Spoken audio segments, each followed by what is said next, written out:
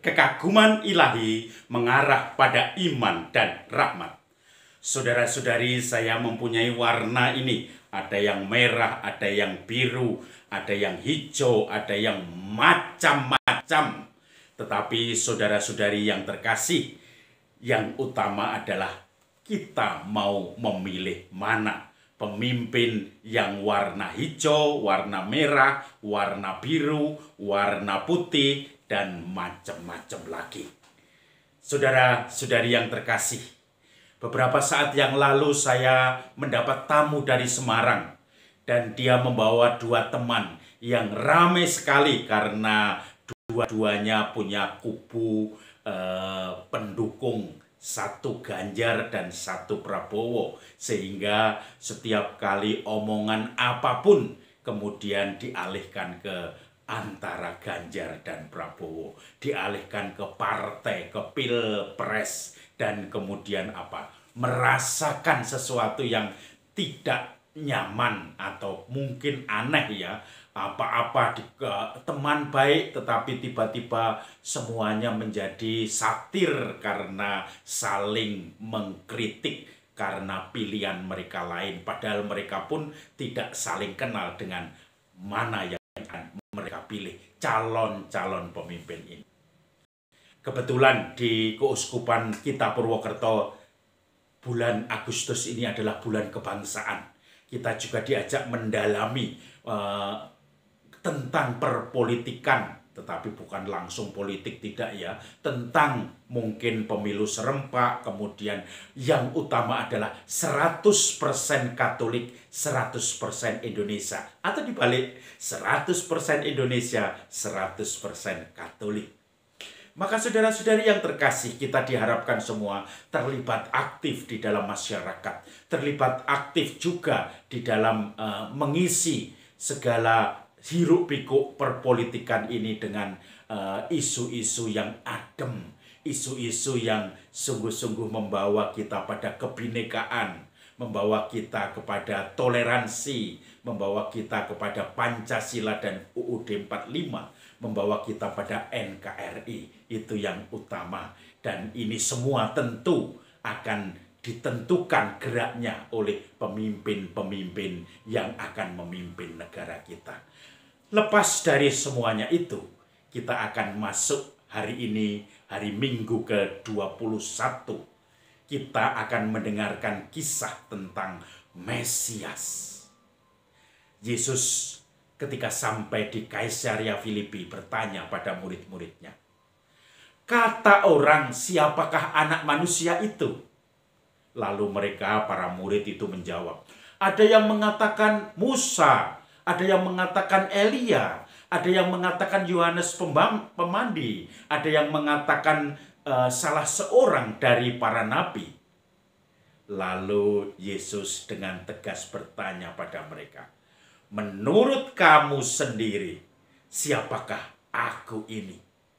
Dari siapakah anak manusia langsung, dan kata orang langsung siapakah aku menurut kamu. Lalu Petrus dengan Roh Kudus menjawab, "Engkaulah Mesias, anak Allah."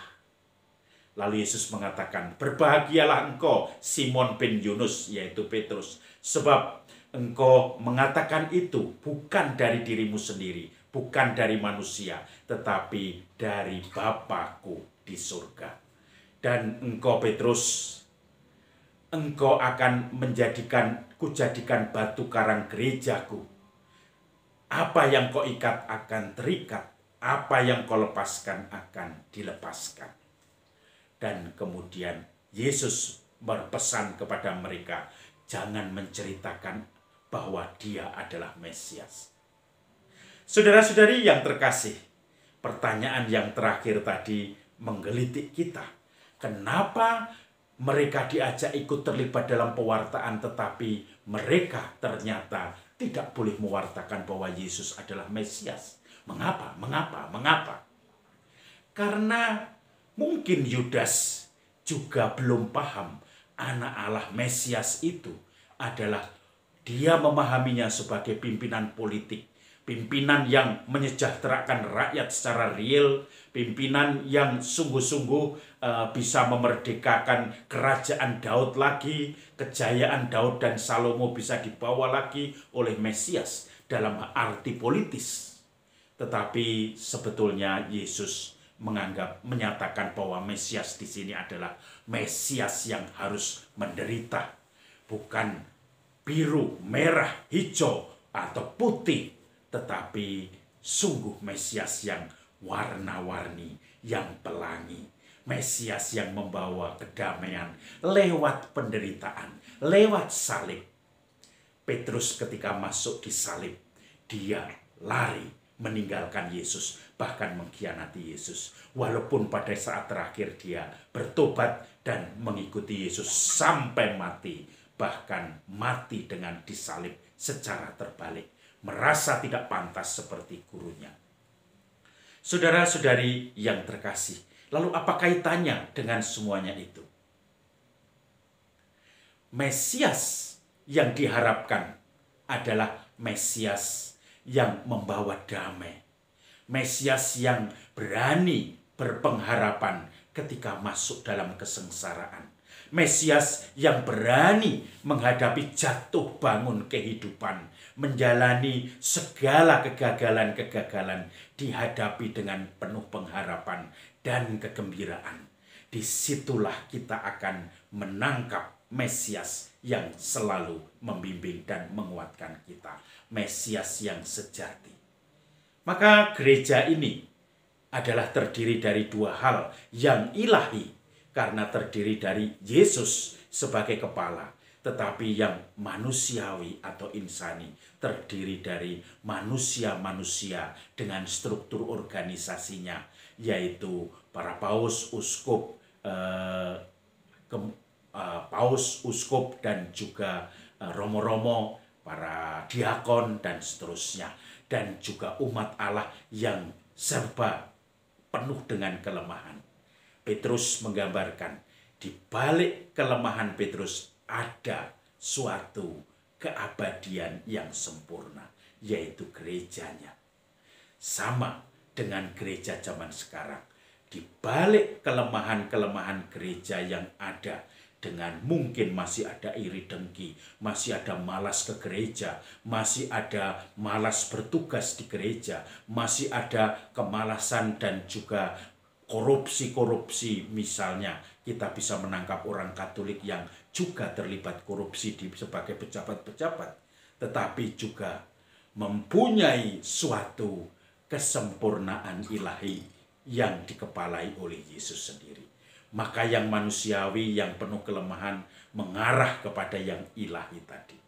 Saudara-saudari yang terkasih, lalu apa implikasinya bagi kita tentang ini semua? Kita semua sebagai gereja, pengikut Kristus, kita ingin sempurna. Tetapi sebagaimana Petrus, kita sering jatuh di dalam kelemahan-kelemahan kita. Maka kita semua dipanggil untuk menjadi pemimpin-pemimpin dalam level kita masing-masing.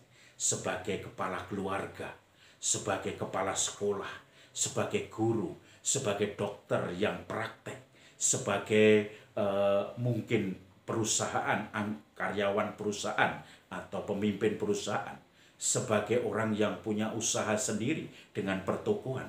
Semuanya ini dibutuhkan seorang pemimpin yang mesianik. Kamu semua, kita semua dipanggil untuk menjadi pemimpin yang membawa damai, membawa tidak membawa perpecahan tetapi suatu perdamaian, tidak membawa perselisihan tetapi suatu keakuran, dan tidak membawa kesengsaraan tetapi kemakmuran bersama. Bonum comune, kesejahteraan umum, kesejahteraan yang bisa dirasakan semakin banyak masyarakat, itu yang dicari seorang pemimpin yang mesianik. Maka nanti pun kalau kita disuruh memilih pemimpin-pemimpin Indonesia, dipilih pemimpin yang sangat-sangat toleran, yang sangat-sangat mempunyai dampak positif terhadap toleransi itu, mempunyai dampak positif terhadap keanekaragaman, mempunyai dampak positif terhadap kemakmuran semakin banyak rakyat, dan juga akhirnya selalu memberikan kedamaian, ketenangan dengan konsep-konsep kebinekaan dan NKRI.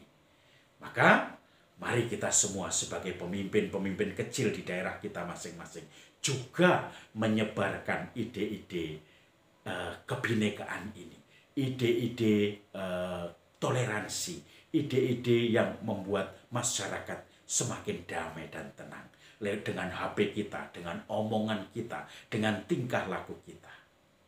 Salam Kamir, kekaguman ilahi mengarah pada iman dan rahmat.